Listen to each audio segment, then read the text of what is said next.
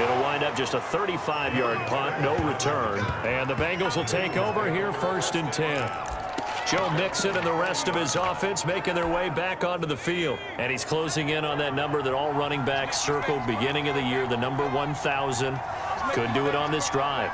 And you have to think to yourself that this moment, getting to this spot, it started in the offseason, right? Not just the workouts, right? Not just getting yourself physically prepared to play, but mentally, as well as your team, as well as your unit, head coach, offensive coordinator. We run the football. We give you opportunities. He's taking advantage of it. And when you get this close to the mark, you just hope things don't tighten up, right? You probably want to get there and get it in your rearview mirror. You really do, don't you? Because now it becomes predominant, and you wonder about play calling as well.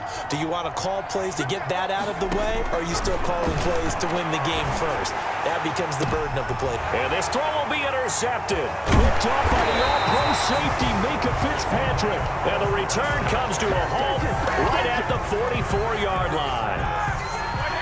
The Steeler offense here about ready for their next drive. A new life now following the late turnover. Maybe a chance for points here before the break. Yeah, pretty nice situation they find themselves in because it really may be one completion away from giving their kicker a shot.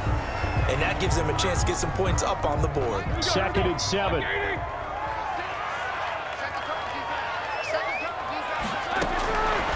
From the gun, it's Roethlisberger. And this one taken in on the right sideline, but not in the field of play. They say it's incomplete. The throw led him a little too far. It brings up 3rd down. They head to the line facing a 3rd and 7 following the incompletion on 2nd down.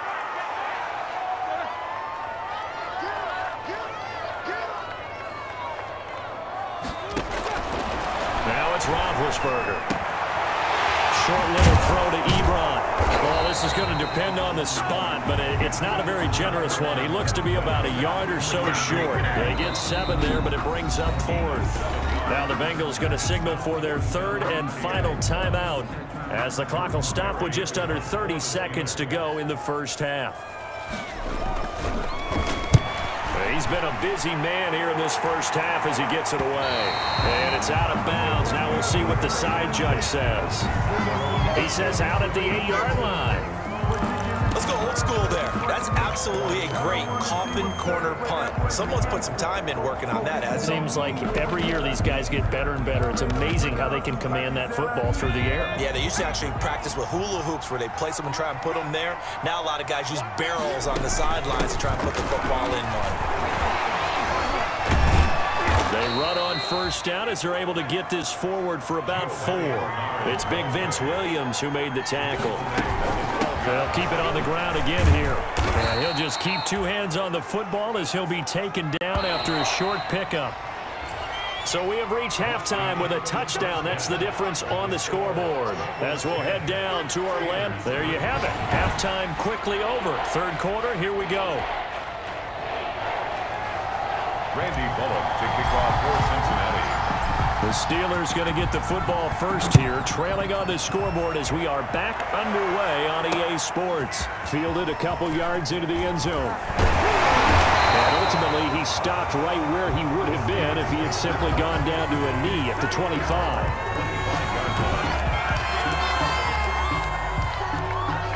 The Pittsburgh offense at the line to start their next drive. They're down here, but very much in this game. What's the tonality of a coach's talk when a game is within striking distance like this at intermission? Typically, what they're doing is emphasizing the things that went well in the first half and wanting more of that. Sure, you've got to go over some of the errors and clean up some things because there's a reason you're down. But overall, I think they want to stay positive, stay up with this team. We're just starting the second half, and we've got the football. Let's go ahead and punch it in, and then we'll take it from there. See how that recipe works. On 1st down, Connor. And he's going to be stopped up quickly here. Just a yard up to the 39. Brought him down. And the big fella stuffed that one up in a big way. I think doubling him has to be a priority because you can't move up to the next level if you don't take care of him first. The Bengal pressure gets him that time. Down he goes. So one quick, easy analysis about why they've struggled so far. They keep putting themselves in third and long situations. They just took another sack right there. And the offensive film session tomorrow may be a little longer than it normally is. Not a lot of positive grades will be handed out thus far. He's going to flip one out here to his running back. They do get 7 out of that, but not enough to prevent a 4th down. That's certainly playing down in distance very well by the defense, isn't it? Take whatever you want underneath, by all means. Barry on to punt as he gets this one away.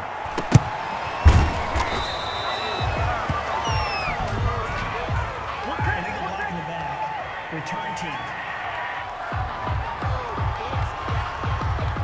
So this will be accepted as it moves the offense backwards. First down.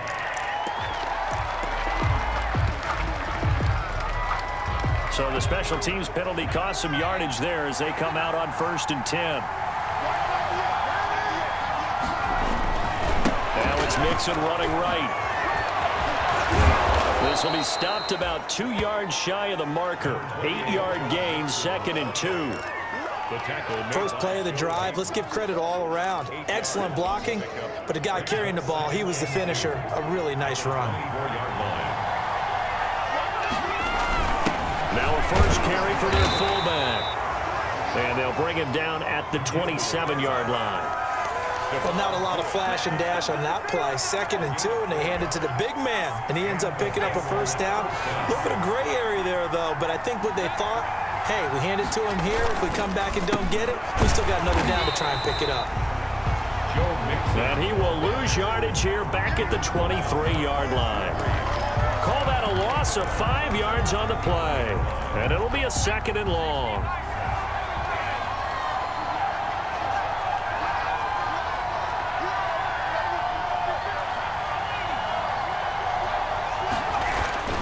And now they will throw it with Burrow. That's complete to the tight end Sample.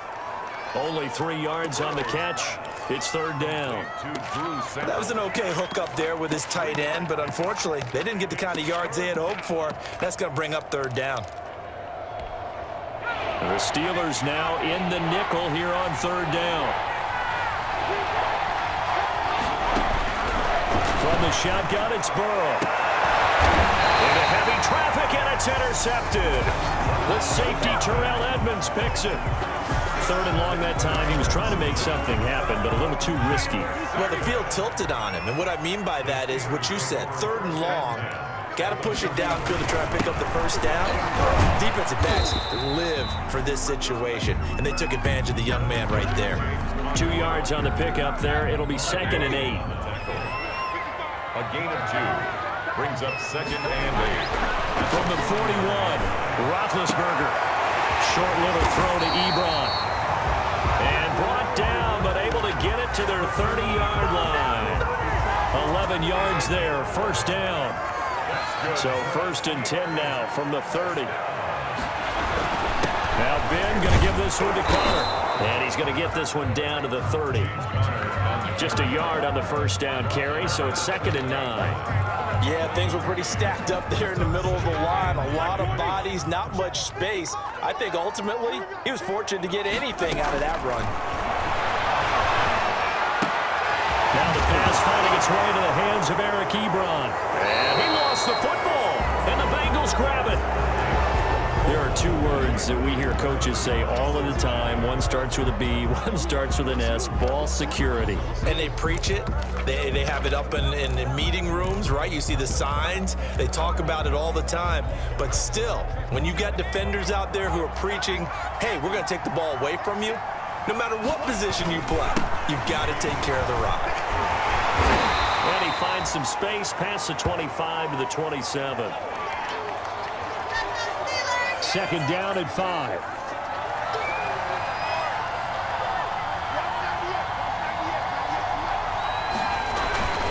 Again, it's Mixon. And not a whole lot doing there as he'll get it up to about the 28-yard line. They follow up the gain of 5 by only getting 1 there on 2nd down. Well, they had that one sniffed out. Excellent run blitz. Stopped that one for a short gain.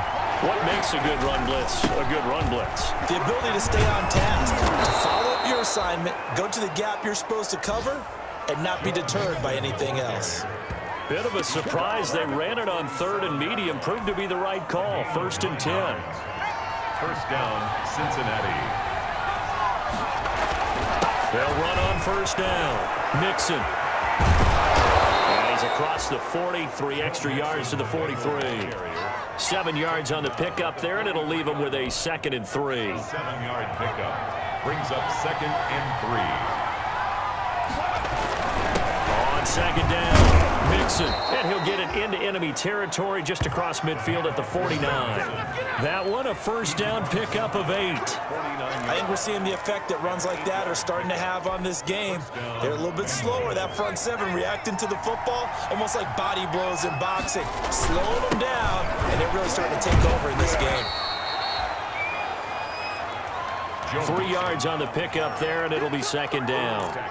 Yeah, I don't know if it's exactly a win-win, but if you're on offense, you'll take that kind of a run, all right? It was kind of stacked up, found a little bit of yardage, and frankly, they're pretty close to staying on schedule on offense. The playbook is still open for the coordinator. And that's just a solid, good physical run there as he motors for 9 yards. Back now in Pittsburgh. It's the Bengals in possession of the football and in possession of the lead as well as we start the 4th. All runs on this drive so far. It's 1st and 10. Now Joe Mixon. And they're going to stop him right at the line of scrimmage. Just no cutback lane to be found whatsoever. 2nd and 10. No gain on the. If nothing else, they've already taken a couple minutes off the clock here already as they come up 2nd down. They're passing here, Joe Burrow. And that one got tipped, kind of threw everything off. It brings up 3rd. A lot of times it's that first read that you have. Maybe you get it in pre-snap, and he locked in on his target, but he was covered quite well, and that one's incomplete. They had the incomplete pass on 2nd down. Now they need a big play here, 3rd and 10. And a good tackle there right around the 30. Stops him short of the 1st down. A good pickup there, 7 yards, but it brings up 4th down.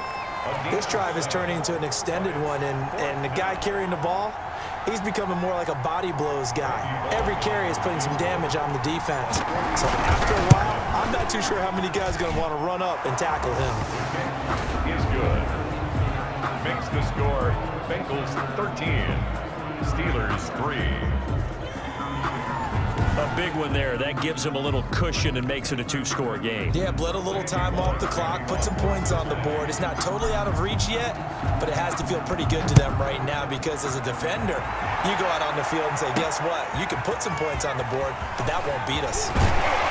And out a little across the 25 to the 27. The Steelers take over 1st and 10. At their own. Pittsburgh set to take over again on offense. A tougher task for them now. That turnover on their last possession led to the field goal, meaning that they have to now try to erase a 2-score deficit here in the 4th.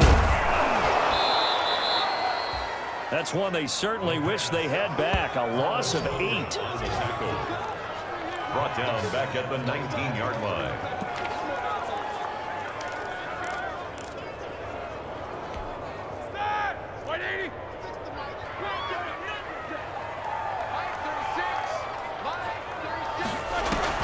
Throwing on 2nd and long.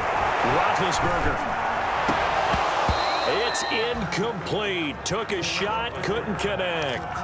Johnson the intended target, and it's 3rd down. The Steelers on 3rd down. They've had their troubles, just 1 for 6. This will be a tough 3rd and 18. Roethlisberger. Ebron caught left side.